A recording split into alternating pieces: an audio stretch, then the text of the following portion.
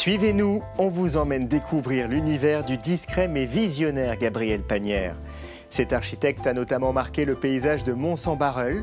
Prolifique au début du XXe, il a su mêler art nouveau et modernité dans des constructions aussi variées qu'élégantes. Des villas qui se visitent pour certaines.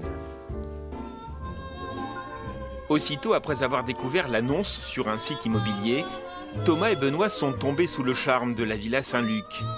Elle deviendra leur maison à Mons-en-Barœul. L'habitation a été construite en 1909 par Gabriel Pagnière, un architecte avant-gardiste et humaniste qu'ils ont appris à connaître. L'habitat, il ne construisait pas juste d'un côté pratique, il cherchait le côté pratique et le fait qu'on puisse bien vivre, mais aussi le beau, l'esthétique. On est vraiment à la liaison, la jointure entre la maison bourgeoise Second Empire, style Second Empire, Napoléon III, donc fin 19e, et puis le début de l'Art Nouveau au début du XXe siècle. Une maison avec une âme et beaucoup de caractère, disent aussi les propriétaires. Ils profitent encore de nombreux éléments de décoration d'origine, les lustres, les barres à rideaux, les parquets, ou ces vitraux dans l'ancien jardin d'hiver devenu salle à manger. Sur le plan architectural, les détails les plus remarquables sont à l'extérieur, sur cette façade au style balnéaire, ornée de mosaïques et de céramique, très chargée aussi en symboles. Gabriel Pagnière, qui a dessiné cette façade, était franc-maçon, et donc il y a glissé des petits symboles francs-maçons. Donc il y a notamment les petites spirales qui sont dans les ferronneries, et tout est à base de 3, 5 ou 7 au niveau qui sont les rites, en fait, qui sont les rites initiatiques dans la franc-maçonnerie. Tout comme la spirale, c'est le fait que c'est un chemin long et initiatique avant de pouvoir vraiment être intégré dans la franc-maçonnerie. La villa Saint-Luc et sa voisine, la villa Chèvrefeuille. Un peu plus loin dans la rue, d'autres maisons Pagnière, Mons-en-Barœul en compte 80. Héritage de cet architecte nordiste né à Petite-Sainte en 1874, sur les traces duquel les deux hommes nous emmènent grâce à ce tout nouveau circuit qu'ils ont balisé dans la ville.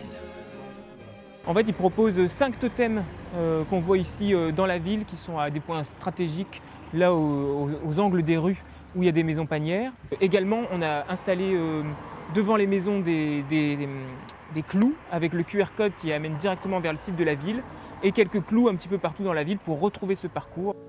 En suivant la piste, pas besoin de marcher longtemps pour découvrir le Vert Cottage, une œuvre emblématique de l'architecte construite en 1912, un exemple remarquable du style Art and Craft, inspiré des mouvements anglais. C'était le bureau de Pagnière en fait à l'époque, donc il recevait sa clientèle et il travaillait ici en fait. Pour les nouveaux propriétaires, un vrai coup de cœur ici aussi. Dans la maison, les mêmes influences franc-maçonniques, des vitraux exceptionnels fabriqués à l'arsenic à l'époque, des petits trésors, mais surtout un bien-être immédiat. Et en passant le pas de la porte, il y a quelque chose de l'ordre d'une émotion très forte en fait qui s'est passée. J'avais l'impression d'être chez moi et qu'il y a quelque chose. On dit que les maisons Pagnière ont une âme. Alors est-ce que c'est peut-être ça? Je ne sais pas, mais c'est un peu la sensation que j'en ai eue. À vous de juger, Marie et quelques autres propriétaires ouvrent désormais leur maison au public lors des Journées du patrimoine. Vu l'énorme succès cette année, mieux vaut réserver dès que possible pour 2026. Bienvenue dans l'univers de Gabriel Pagnière. On vient de le voir, cet architecte a discrètement marqué l'ensemble immobilier de la métropole lilloise et surtout de Mons-en-Barœul où nous étions il y a quelques minutes. Assez peu connu du grand public, il a pourtant façonné le paysage urbain du nord de la France au début du XXe siècle. Entre ses villas cossues et ses maisons ouvrières, il a su conjuguer avec élégance, fonctionnalité et innovation, esthétisme et pratique. Son œuvre témoigne d'une grande modernité, un travail éclectique, mis en œuvre brique après brique, année après année, comme nous l'explique Jacques Desbarbieux, auteur d'ouvrages sur Gabriel Pagnière. Il se situe dans une période où effectivement l'architecture est en plein bouleversement et lui, son parcours architectural va traverser toutes ces époques. Il va partir d'une période qui est relativement néoclassique, avec un apprentissage avec son père. Et puis après, il aborde la période Art Nouveau, la période Art Déco, la période Art and Craft, et il va aller jusqu'au modernisme, en faisant même venir Le Corbusier à Lille et rencontrant Mallet Stivers, qui deviendra, grâce à lui, directeur de l'école des beaux-arts de Lille. Donc c'est un architecte qui a un parcours qu'on dit très éclectique et qui traverse pratiquement en 40 ans une grande partie des périodes architecturales. C'est assez intéressant et toujours à la pointe et en avant-première. C'est un précurseur dans beaucoup de domaines. Et ce qui paraît étonnant, à partir de 1914, il va se prendre d'intérêt pour le bolchevisme et donc après-guerre, une guerre à laquelle il va participer. Il va se retrouver effectivement en complet déphasage par rapport à la clientèle qui était sa clientèle bourgeoise d'avant-guerre. Et donc il va changer aussi à la fois d'époque dans l'architecture, mais aussi, je dirais, de commanditaire. Et si vous voulez en savoir plus sur le travail de Gabriel Panière, sachez qu'il existe un livre consultable gratuitement sur un blog internet visible sur calameo.com.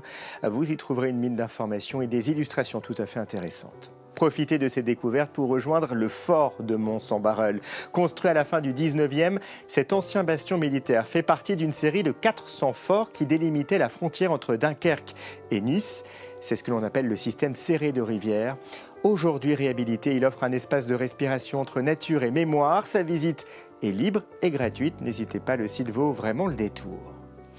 Et vous le savez, chaque jour, nous allons un peu plus loin. Puisque vous êtes à Mons-en-Barœul, alors rejoignez à quelques kilomètres de là le Palais des Beaux-Arts de Lille pour découvrir une exposition consacrée aux Géants du Nord à l'occasion des 20 ans de leur reconnaissance au patrimoine culturel immatériel de l'humanité par l'UNESCO. Ils mesurent parfois 4 mètres, avancent au rythme des tambours et font vibrer les foules depuis des siècles.